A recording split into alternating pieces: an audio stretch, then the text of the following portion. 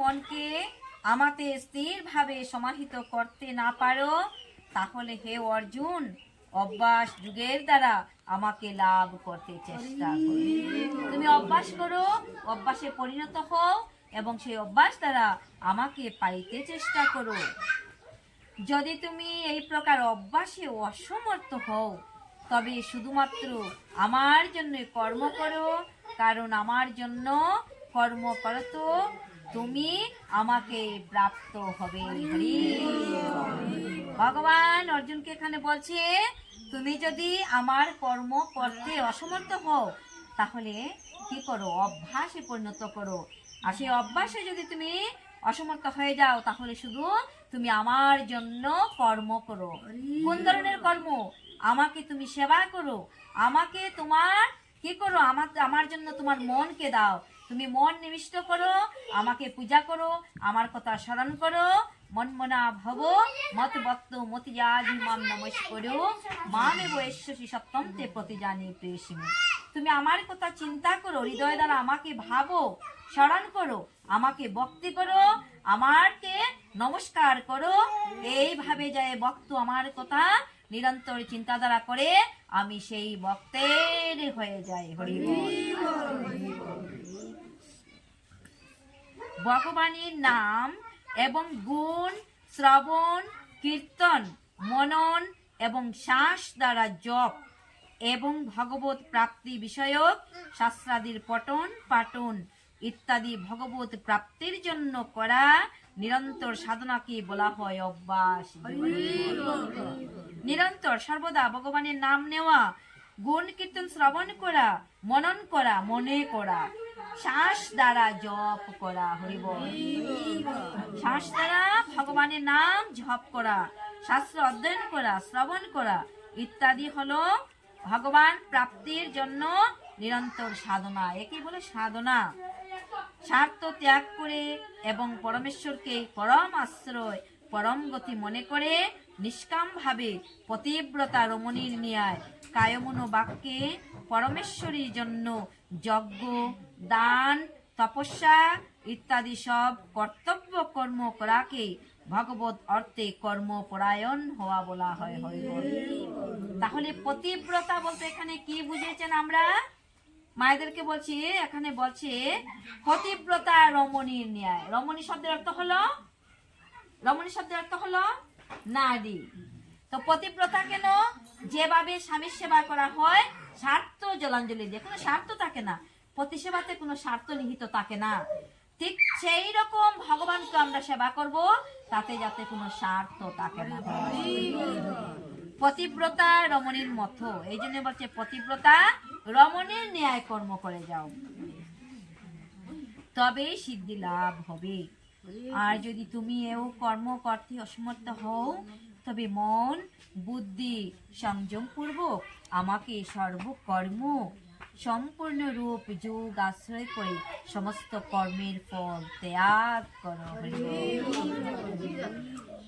মর্ম না জেনে শুধু মাত্র অভ্যাস করা থেকে জ্ঞান শ্রেষ্ঠ, জ্ঞান থেকে পরমেশ্বরের স্বরূপের ধ্যান শ্রেষ্ঠ, ধ্যান থেকে সর্বকর্মের ফল ত্যাগ শ্রেষ্ঠ, কারণ ত্যাগের দ্বারাই অবিলম্বে পরম শান্তি লাভ হয়। ত্যাগ গীতা শব্দের অর্থই হলো ত্যাগ, গভীর ঈশ্বরের তত্ত্ব কথা, এবং ধীরে ধীরে যাতে আমরা ত্যাগের দিকে যাই, সেই ত্যাগের কথাই এই দ্বাদশ অধ্যায় ভক্তি যুগে বলা হয়েছে। যিনি সর্বভূতি দেশী, স্বার্থপরতা রহিত, সর্বভূতে প্রেম ভাবাপন্ন, হেতুরহিত ভাবেই দয়ালু, মমত্ব বুদ্ধি শূন্য, নিরহংকার, সুখে দুঃখে সমভাবাপন্ন, ক্ষমাশীল, অর্থাৎ অপরাধীকেও যিনি অভয় দান করেন।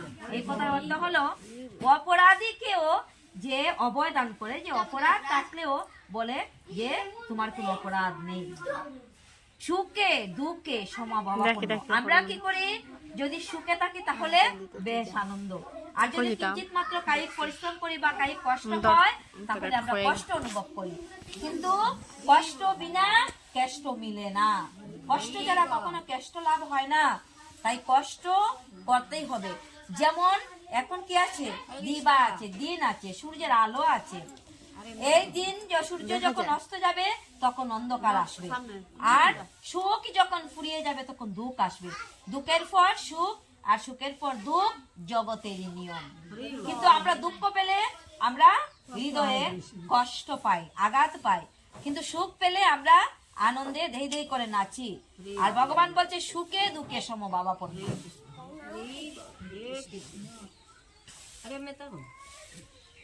সদা আমার প্রতি দৃঢ় নিশ্চয় যুক্ত, যার মন বুদ্ধি আমাতে অর্পিত, তিনি আমার প্রিয় ভক্ত। যিনি কাকে উদ্বিগ্ন করেন না, যিনি কারো দ্বারা উদ্বিগ্ন হন না, এবং যিনি হর্ষ অমর্ষ ভয় উদ্বেগ হতে মুক্ত, তিনি আমার প্রিয় ভক্ত। যিনি নিস্পৃহ, বাহ্য অভ্যন্তর সূচি, বাহ্য শব্দের অর্থ বাহির, অভ্যন্তর শব্দের অর্থ অভ্যন্তর, বাহ্য বাহির, অভ্যন্তর ভিতর। সূচি শব্দের অর্থ শুদ্ধ, দক্ষ, পক্ষপাত শূন্য, ভয় হতে মুক্ত, এবং সকাম কর্মের অনুষ্ঠানে বিরত, তিনি আমার প্রিয় ভক্ত। যিনি ইষ্ট প্রাপ্তিতে ইষ্ট হন না, অনিষ্ট প্রাপ্তিতে দেশ করেন না, প্রিয় বিয়োগে সুখ করেন না, অপ্রাপ্ত ইষ্টবস্তুর আকাঙ্ক্ষা করেন না, এবং শুভ ও অশুভ সমস্ত কর্ম পরিত্যাগ করেছেন, তিনি আমার প্রিয় ভক্ত। প্রেমসে কহ ভগবান কৃষ্ণচন্দ্র কি, শ্রীমতী রাধা রানী কি। ভগবান বলছে যাদের কোনো আকাঙ্ক্ষা নাই তারাই হচ্ছে আমার শ্রেষ্ঠ প্রিয় ভক্ত। যিনি শত্রু অমিত্রে, মান অপমানের সমবুদ্ধি, শীত ও উষ্ণে, শীত শব্দ অর্থ ঠান্ডা, উষ্ণ শব্দ অর্থ গরম, সুখ দুঃখ দ্বন্দ্বে নির্বিকার ও আসক্তি শূন্য।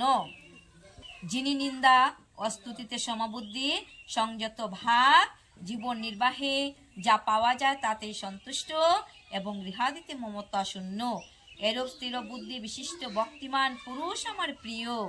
কিন্তু যে সকল শ্রদ্ধাবান ব্যক্তি মতপরায়ণ হয়ে উক্ত প্রকার অমৃততুল্য ধর্ম ভক্তিপূর্বক অনুষ্ঠান করেন, সেই সকল ভক্ত আমার অত্যন্ত অত্যন্ত প্রিয়। হরে কৃষ্ণ কৃষ্ণ কৃষ্ণ হরে হরে, হরে রাম রাম রাম হরে হরে।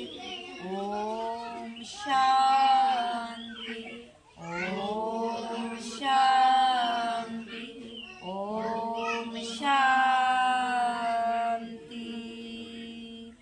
বলো বলো শ্রীমদ্ ভগবদ গীতা প্রীতি প্রেমানন্দে।